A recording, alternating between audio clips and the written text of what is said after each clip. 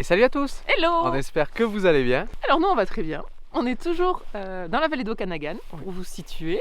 On est bientôt en partance, mais Ouais. on y est toujours. On y est encore pour pas longtemps, mais on y est encore. Et on a profité de cette belle journée enneigée pour aller à la rencontre de quelqu'un que certains connaissent peut-être, qui a le même mode de vie que nous et qui Qui a aussi les mêmes valeurs que nous finalement, s'est Tout à rendu fait. compte en discutant, ce qui est très intéressant. Ouais. Et qu'on avait envie de vous présenter. Mm. Pour ceux qui ne le connaissent pas, et puis peut-être même pour le découvrir différemment pour ceux qui le connaissent, parce que finalement, C'est ça. on connaît jamais quelqu'un. Et cette personne, c'est Flo de Ma Vie en Van, qui vit actuellement en maison pour l'hiver et qui a passé pas mal de temps à voyager en van, qui a un esprit vraiment nomade comme nous on le pense. Et qui en plus maintenant, depuis le début de l'année, partage sa vie avec un petit Léo, il a un petit chien qu'on a rencontré, et qui est trop sympa aussi. Et c'était l'occasion en fait de vous partager ses valeurs et son esprit nomade qu'il a. On trouvait que c'était intéressant de vous présenter tout ça.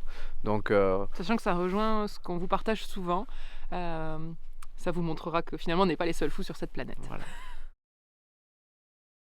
Ça va faire, je pense, 6 ans parce que j'ai déménagé dans mon van en 2016, à l'hiver 2016. J'ai quitté mon emploi que j'avais comme ma vie vraiment très traditionnelle, disons, en, je pense, novembre 2015. Et après, j'ai pris un petit 2 mois. J'avais déjà cette idée de van qui était pendant 6 mois que j'ai préparé un peu. Puis les 3 mois, c'était la recherche et aussi c'était l'hiver, donc c'était pas le meilleur moment pour déménager en van. Puis c'était vraiment comme en mars 2016 que ça s'est enclenché. À la base, c'était vraiment parce que il y avait un sentiment en moi je sais pas, il y avait quelque chose qui était un peu pas confortable dans le confort et que j'avais l'impression de manquer ma vie un peu, de faire toutes les choses que je devais faire et que ça m'apportait pas la récompense ou le bonheur que je pensais que c'était ça. Avoir un emploi, aller à l'école, avoir des amis, faire ça, faire des activités. Puis c'est comme s'il y avait quelque chose dans ma vie qui me manquait. Et c'est à ce moment-là où j'ai réalisé qu'en fait, j'avais fait tout pour plus ou moins plaire à la société, aux autres et tout, sans être forcé par moi-même. C'est ça qui est assez intéressant, comment l'humain il peut fonctionner comme ça. Parfois, on n'est pas forcé de faire des choses, mais on se rend dans une direction qui n'est pas nous et on ne le réalise pas. Et c'est au moment où la vie en van en Amérique du Nord a vraiment, vraiment commencé à émerger. C'est-à-dire des gens qui pouvaient pas, surtout des vieux, enfin des retraités ou même plus dans les quinquagénaires qui pouvaient juste pas payer leurs factures, qui avaient, surtout avec la crise de 2008 aux États-Unis, qui ont perdu leur emploi ou qui travaillaient pour un salaire minimum et tout ça, et qui ont commencé à vivre en van. Et évidemment, c'est le moment où on était vraiment exposé grâce à ce moment-là aux réseaux sociaux à ce qui se faisait autour de nous, tu vois, c'était pas pour une mode ou quoi, c'était plus comme c'est juste ce qui se passe en fait. Et à ce moment-là où j'ai vu que ça collait vraiment, il y avait quelque chose, il y avait mes oreilles de chevreuil étaient vraiment titillées, puis c'est là où je me suis dit mais il y a quelque chose là-dedans, je sais pas pourquoi ça m'attire. Et c'est à ce moment-là où j'ai réalisé que c'était un peu j'avais pas le choix, c'était mon chemin, les choses étaient parfois dans la vie, et à partir de ce moment-là, c'est là où j'ai vu que parfois il y a des choses qui t'arrivent et qu'en fait tu le sais pas, mais c'est ton chemin en fait. Et c'est assez beau finalement de laisser la vie choisir pour toi plutôt que de vouloir tout contrôler, de faire les choses que tu penses qu'il faut que tu fasses et tout ça. Au fur et à mesure de cette vie en van, qui au début tu t'adaptes à cette vie, mais après tu l'embrasses d'une autre manière et tu transcendes un peu ce choix de vie en vrai mode de vie en fait. C'est toi, ça devient ton identité. Et c'est à ce moment-là où j'ai commencé à voir que, il y a plein de choses en fait, que ça m'amène à plein d'autres choses. Et cette vie en van, le van, c'est pas une fin en soi, c'est le véhicule pour vivre, comme on en parlait plus tôt, c'est le véhicule pour vivre les choses qu'on est supposé vivre dans nos vies. Et matériellement, c'était aussi parce que ça pouvait être une manière de voyager, parce que je voulais voir du pays, voir du monde, mais à une échelle plus locale ou plus humaine, disons. Et à la fois, moi, je suis un peu casanier, j'aime beaucoup avoir ma base, et donc j'adorais le fait d'avoir ma maison. Je n'avais jamais pensé à ça, c'est drôle qu'il a fallu que je voie qu'il y avait des gens qui le faisaient pour me dire, ok, mais je peux avoir ma maison dans un véhicule qui roule, donc faire des road trips que tout le monde adore, tout en vivant dans ton véhicule. Et à la fois, pouvoir vivre en freelance, parce que c'était ça mon plan de carrière un peu, c'est-à-dire que si je perds mon emploi ou si je pars de mon emploi, il faut que j'ai quand même une manière de vivre de ma vie. Et c'est là où j'ai réalisé qu'en fait, ça t'ouvrait un monde de possibilités de finalement allier les deux, allier une manière de vivre et une manière de travailler qui finalement vont assez bien ensemble, en fait, avec son lot de défis, évidemment. Plus facile et à la fois, en fait, en apparence, un peu plus difficile. Les choses étaient un peu plus difficiles au début parce qu'il y a plein de choses que tu n'as jamais adressées dans ta vie qui ressortent, en fait, ça t'est envoyé dans la face, alors tu le vois pas. Et c'est comme vraiment drôle d'être pris de court par ces choses-là, en fait. Mais c'est la plus belle des choses parce que c'est finalement, tu réalises qu'il y a plein de choses sur lesquelles tu n'as jamais travaillé en tant que personne et que moi, 100%, c'est grâce à la vie en van et la vie nomade que j'ai pu réaliser ces choses-là. À la fois les choses que je suis qui ne sont pas les meilleures et à la fois les choses dont j'ai besoin vitalement, tu vois. Et c'est vraiment le mix des deux qui fait que c'est un mode de vie qui permet vraiment d'entrer en phase avec soi-même, même si, comme tu dis, c'est clair que c'est pas pour tout le monde dans la manière où il faut le faire pour les bonnes raisons, en fait. Et c'est plus facile quand tu as une prédisposition à vivre de cette manière-là. Et je pense que c'est plus dans le mental aussi, c'est-à-dire que tu dois avoir un profil un peu pour être prêt à faire face à certaines choses, parce que c'est quand même un mode de vie un peu rude aussi. Hein. Je veux dire, de ne pas avoir de chez soi, il y a une raison pourquoi les humains, ils ont une maison. Hein.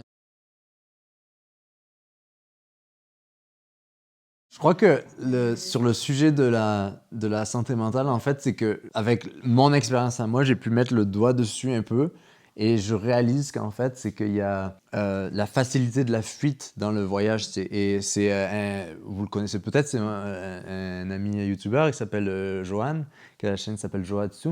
Et on en parlait une fois et il disait un truc, c'était en fait, quand tu pars, tu penses que tu t'éloignes des problèmes, mais tu prends tes problèmes avec toi. Et t'as beau essayer toujours de partir, ils te suivent tout le long de ta fuite, en fait. Et donc, si tu t'adresses pas à ces sujets-là, si tu te regardes pas dans le miroir, c'est pas la vie en van ou la vie d'une telle ou telle manière qui va gérer tous tes problèmes, qui va solutionner tous tes problèmes qui vont au-delà de la vie en van, encore une fois.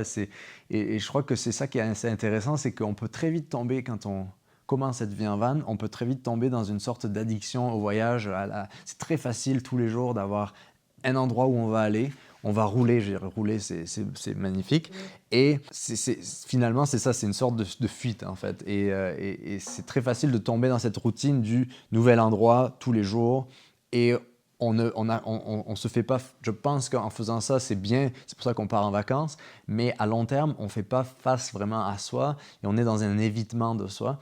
Ce que je pense, et je pense que beaucoup de gens ils font l'expérience de ce moment où en fait tu réalises que il y a quelque chose, t'es pas bien en fait, t'es un peu comme tu disais, dans une sorte de dépression. Et c'est à ce moment-là où en fait tu réalises que tu pensais que tous tes problèmes allaient être réglés parce que tu as un mode de vie qui te convient ou quoi, mais en fait, c'est pas. C'est juste. Non, tu restes la même personne, ça fait juste les accentuer ou les dénuder plutôt, en fait.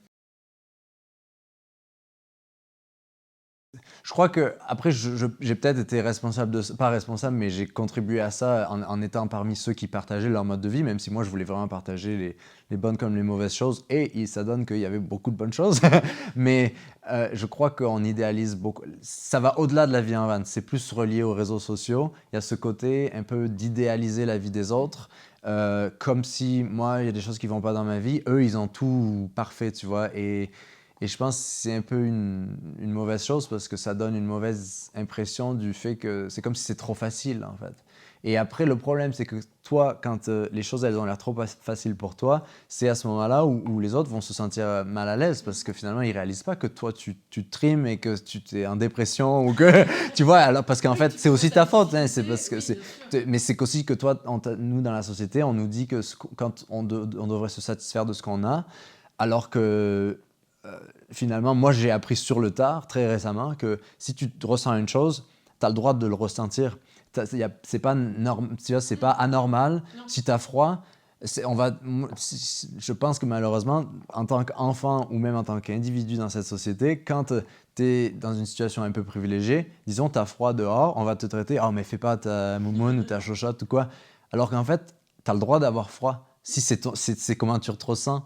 Et c'est ça qui est drôle, j'ai jamais réalisé à quel point on masque tout et on empêche les gens de ressentir ce qu'ils ressentent. C'est ça, et donc sur la vie en van, ben, c'est clair que t'as le droit de te sentir mal aussi en vivant en van. Et moi, j'ai souvent reçu des messages, enfin souvent, quelques fois, qui étaient assez intéressants dans le sens où la personne, je voyais qu'elle avait, enfin, je m'excuse de lui dire ça, mais qu'elle avait fait tout faux en fait. C'est-à-dire que plus ou moins à cause de moi et des autres qu'elle regardait sur YouTube, elle se disait, OK, mais en fait, il faut que je fasse comme eux exactement.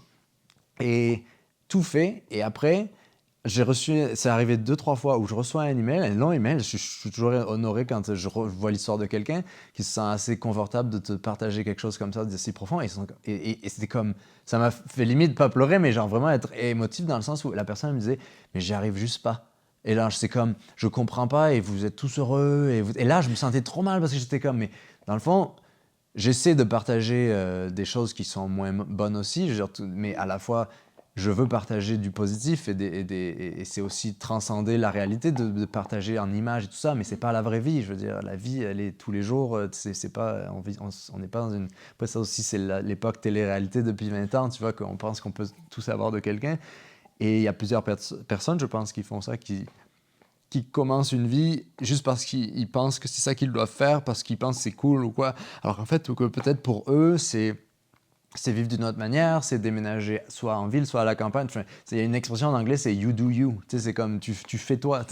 Et finalement, quand tu y penses, la vie en van, c'est super facile. Je veux dire, ça sert à rien de l'idéaliser. Je veux dire, comme vous, tu prends un van, tu peux l'isoler facilement. Tu peux même trouver quelqu'un qui s'y connaît un peu, qui t'aide d'une manière très, très peu dispendieuse. Tu peux vraiment arriver à vivre dedans et c'est très confortable. Mais l'obstacle, il n'est pas là. L'obstacle, il est plus à toi dans ta vie, t'en es où pour vivre de cette manière-là, en fait.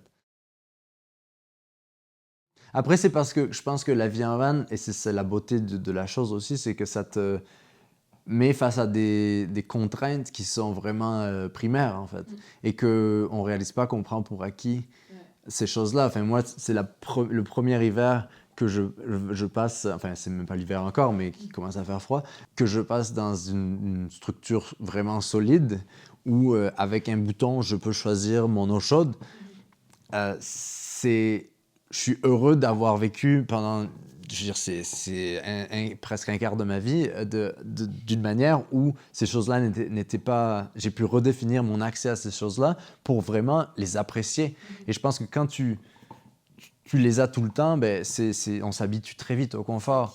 Donc finalement, c'est un confort qui est basique, c'est vital, mais à la fois, je pense que les gens qui voient pas, s'ils pensent que toi, tu n'as pas le droit de te plaindre ou quoi, c'est parce qu'en fait, ils comprennent pas l'ampleur de ce problème-là parce qu'ils ne l'ont pas vécu. C'est un manque de compassion aussi qui va au-delà de juste, tu vois.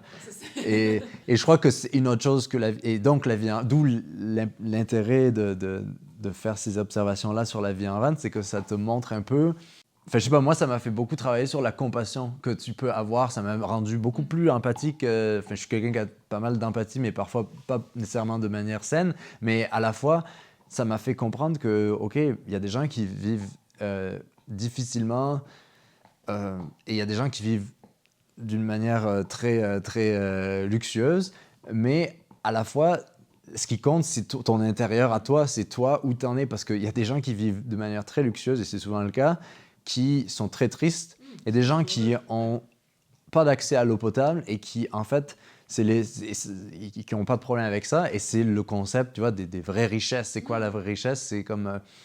c'est une citation de Jean Giono, c'est tu peux faire le vol Paris-New York 3 fois par jour, ça t'emplira pas autant de joie que de rester à un endroit et voir un arbre pousser pendant 20 ans, en fait. C'est ça un peu l'émerveillement simple, et je pense que la vie en van est un de ces trucs qui t'autorise, tu t'autorises à vivre comme un humain.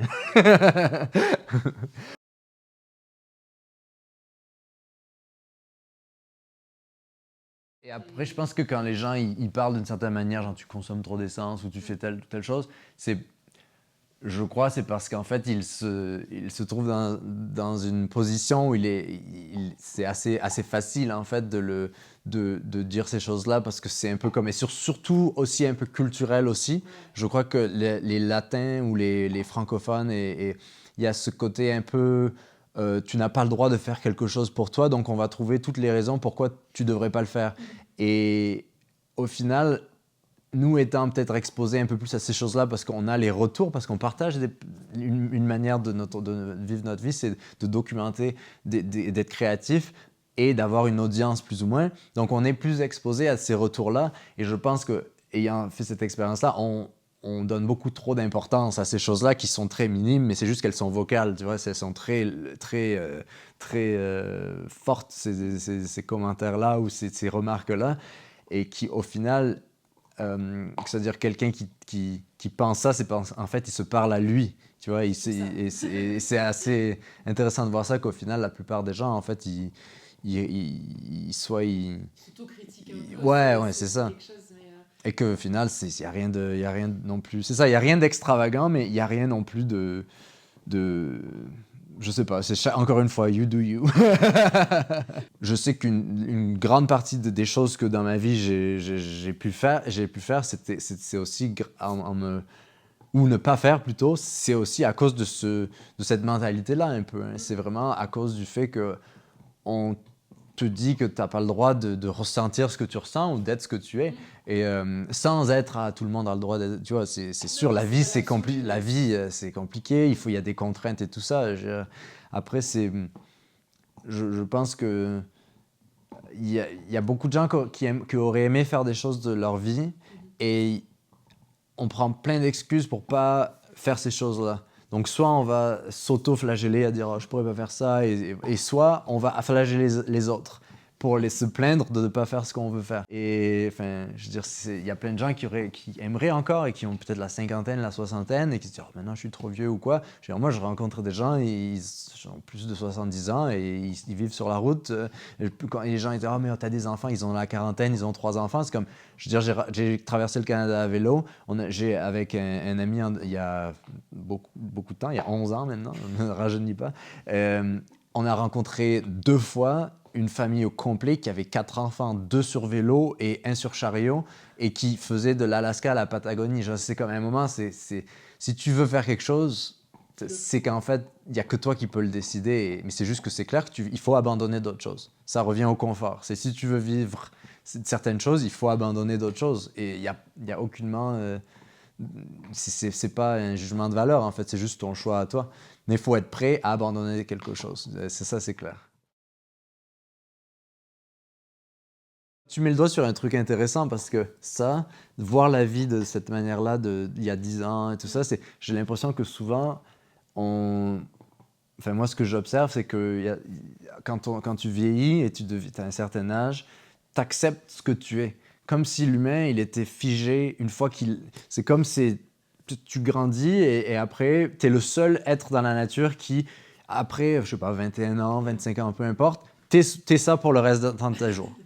Et ça, c'est un truc que j'ai jamais... Enfin, qui me fascine, parce qu'en fait, tu es tout le temps en train de grandir, même si tu as 67 ans. C'est comme... Mais c'est un muscle, en fait. Il faut vraiment le vouloir aussi. C'est presque naturel aussi de se figer. Et c'est quelque chose qu'il faut vraiment stimuler comme un muscle, d'écouter des nouvelles choses, de chercher des choses avec lesquelles on n'est pas d'accord, pour essayer de comprendre pourquoi les gens y pensent comme ça. Et c'est que comme ça qu'on peut arriver à vivre ensemble et de ne pas être tout tenir tout son stress, et parce qu'on ne se reconnaît plus dans la société. Je pense que c'est que comme ça, enfin pas que, mais c'est une des manières de bien vivre avec ça, mais ça doit être un effort conscient. D'où, encore une fois, la vie en van, ça t'ouvre tellement que il y a des gens, j'ai rencontré des gens qui avaient l'âge de mes parents et qui étaient comme... Mais j'avais l'impression qu'on avait le même âge, tu vois, et après c'est peut-être parce que j'étais plus vieux maintenant je fais partie des vieux, mais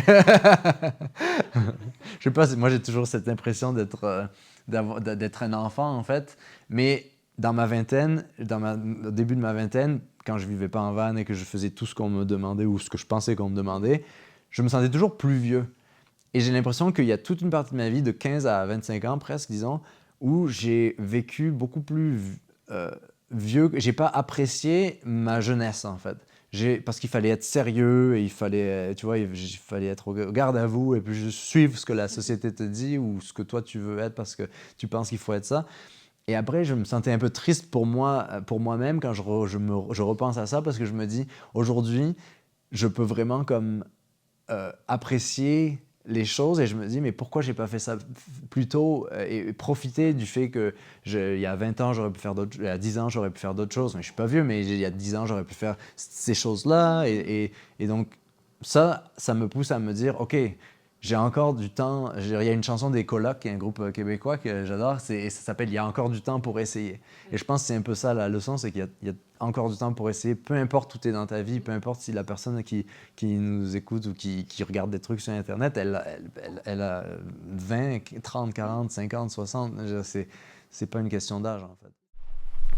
Donc voilà, on espère que cette petite rencontre avec Flo vous a plu. Nous en tout cas on a pris beaucoup de plaisir à le rencontrer et à échanger avec lui parce que c'est une personne qu'on trouve très intéressante avec de très belles valeurs et que l'on partage. Et on Ça trouvait que fait c'était toujours, important pour nous de vous partager aussi ces valeurs et montrer qu'il y a aussi d'autres personnes qui peuvent penser de cette manière et qu'on peut faire plein de choses grâce à ça. Et c'est toujours agréable de se rencontrer entre petits foufous. Entre petits foufous. Donc si cette vidéo vous a plu, oui. N'hésitez pas à vous abonner, mettre un petit pouce bleu, tout le tralala, vous connaissez. Allez voir toutes les vidéos de Flo, il en a fait Voilà. plein. Vous allez voir ça. Tous les liens de sa chaîne, de ses réseaux sociaux en description, donc vous pourrez tout retrouver, vous en faites pas.